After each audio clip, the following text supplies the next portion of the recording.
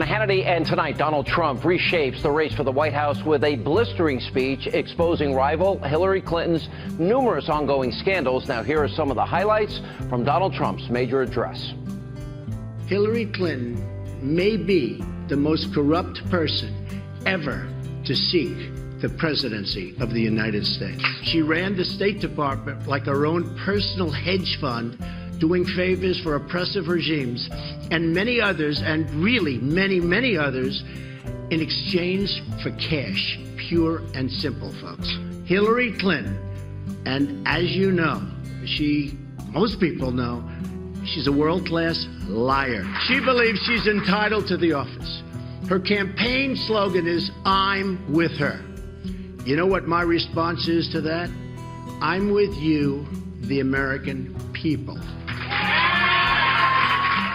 Joining us now is 2016 presumptive Republican nominee Donald Trump. Mr. Trump, welcome back. Good to see you.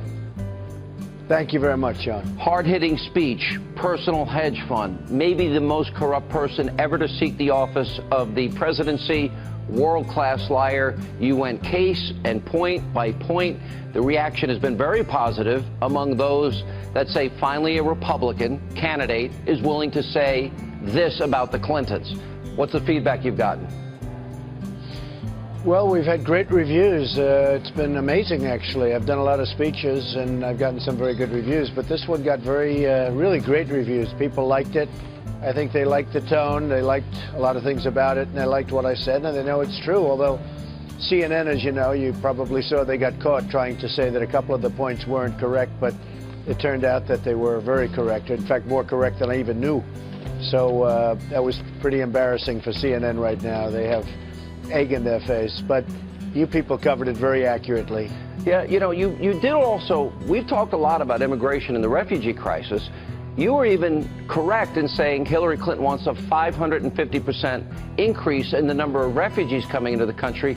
The list has now gotten longer. Our CIA director, our FBI director, our assistant FBI director, our former envoy to defeat ISIS, our national director of intelligence, our Homeland Security, House Homeland Security chairman have all said ISIS will literally infiltrate that population. We saw it in Paris and we saw it in Belgium.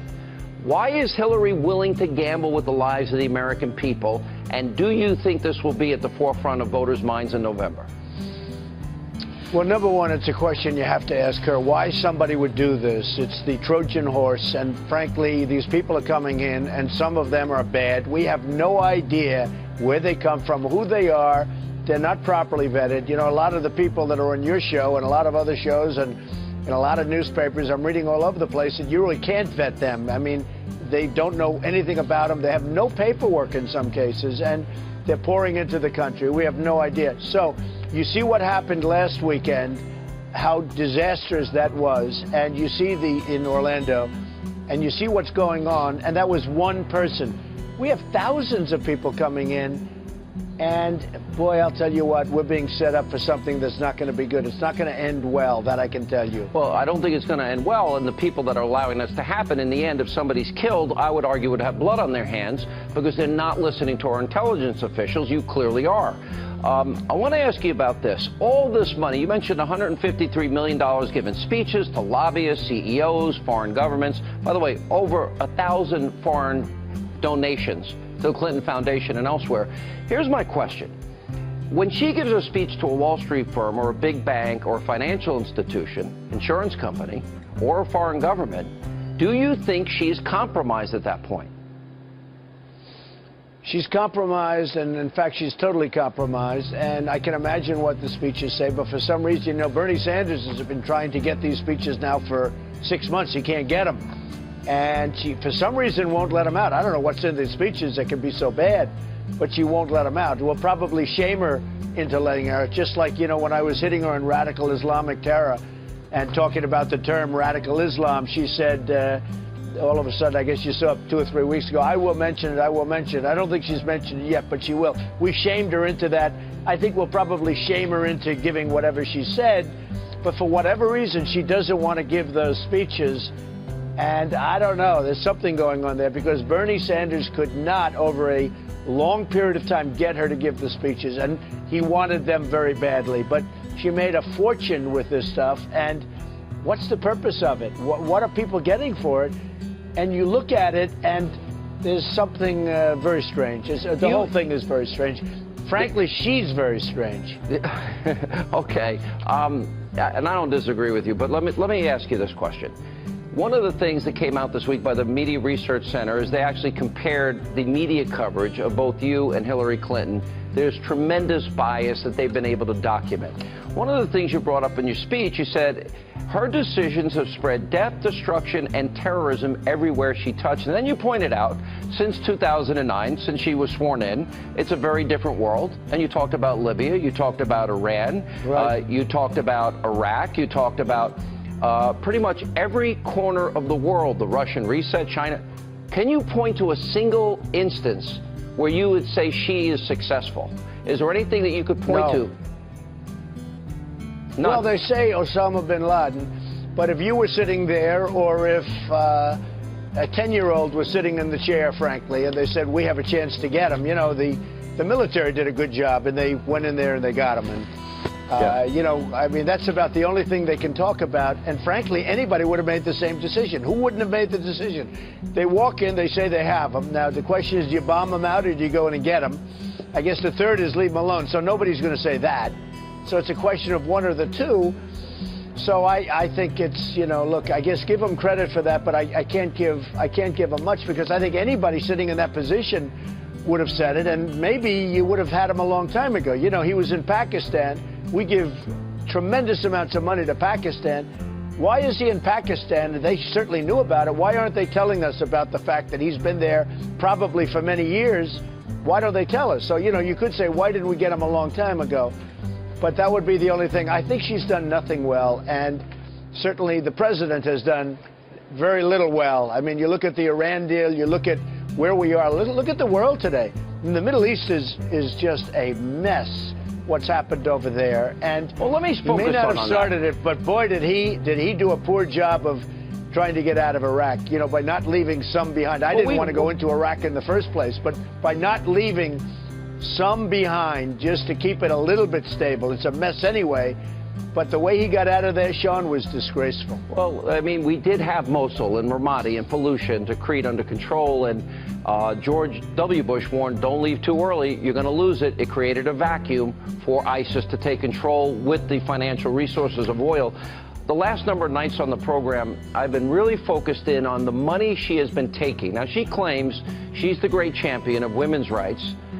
She's the great champion of gay and lesbian rights, LGBT rights. She claims that she's for religious freedom. But I'll put up on the side screen here, if you look at Saudi Arabia, where gays can be executed and women are told what to wear and they can't drive a car, and men decide if they go to school or work.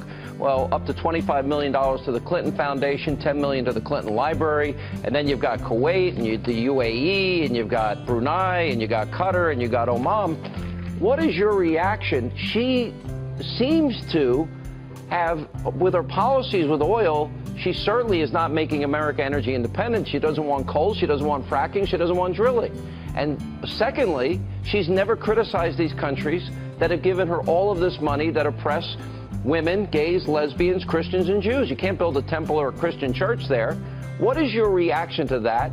And what do you say to women's groups and those that have attacked you on the issue of women for supporting her for taking this money? First of all, she should give the money back. It's tens of millions of dollars. She should give the money back. She shouldn't be allowed to take the money. It's ridiculous. And then as far as women, some of these countries, you know, they literally call it, they enslave women. I mean, they want to enslave women. And the LGBT community and the gay community is, I mean, they kill gays. They kill them. They push them off buildings. They throw them off the roofs of buildings. And she's taking money from them. Not only that, she's letting them come into our country, okay? You know, it's a double. She's taking massive amounts of money, but they come into our country at a rate that's far greater than Obama's allowing them. You know, she wants many more to come in than Obama's allowing, and he's already breaking records. So we have a situation that is going to end in a very, very disastrous way, in my opinion. She should give back the money. And how can women endorse somebody that's not only taking money, but also allowing people to come into our country from these various places that believe in Sharia, that you know, believe in what they believe over there. But don't you believe... Because what's happening now... If you grow up under Sharia, aren't those the values the antithesis of our great republic? In other words, if you grow up thinking you could tell women how to dress and that they can't drive a car, you know, how do we ascertain, is it even possible to ascertain whether or not you come here because you want freedom and you want to leave oppression, or do you want to come here and proselytize and indoctrinate and create a theocracy here? How do you ever ascertain that? Well, I said in my speech yesterday, we want to take people into this country, and we do. I want people to come in. I want people to come in tremendous waves, but they have to come in legally. But they have to love our country. They have to really just love what we stand for and what we represent. And a lot of the people coming in, I mean, if they're into the world of Sharia, you're talking about from a different planet. Now, the way they feel about women, the way they feel about gays, the way they feel about what we stand for, and we're taking in thousands and thousands of people. Not a good situation. Let me ask you this. We saw the tragedy, the terror attack in Orlando. We saw San Bernardino. We saw Brussels. We saw Paris. We saw Chattanooga. We saw what happened in Boston. So there's been this mysterious reluctance and resistance to say the words radical Islamic terrorism by both the president and Hillary Clinton. So my question to you is this. So now we have this attack. They put out the 911 transcripts, and it's, I pledge allegiance to redacted, I pledge allegiance to redacted, may God, and I would bet any amount of money it really said Allah, protect them on behalf of redacted. And then our Attorney General's answer is, well, our most effective response to terror and to hatred is unity, compassion, and love. Is that the answer to radical Islam? Well, that was a whole big thing. Now, as you know, they were forced to put it out because the public went wild on this one, and they were forced to put out, I guess, whatever he said. Look, this is a maniac. This is somebody that comes from a different planet, as far as we're concerned. It's a shame there wasn't somebody in there, a guard or somebody, maybe an employee that had a gun, so they could have done something before he killed all these people and wounded so badly so many people. But it's really too bad that an employee or a guard or somebody didn't have a gun where they could, you know, the bullets could have gone the other way. But what a horrible situation. And, you know, to think that we're living in a time like this where people can't go to a club or they can't get into an airplane or they can't do anything like it used to be. But we're going to bring back strength. We're going to bring back toughness. We're going to bring back vigilance. You know, I'm saying we're going to make America great again, Sean. That's what we have to do. This is horrible, the way we're all living. And this is a worldwide problem that's being unleashed by weak leadership. That's right. Stay right there.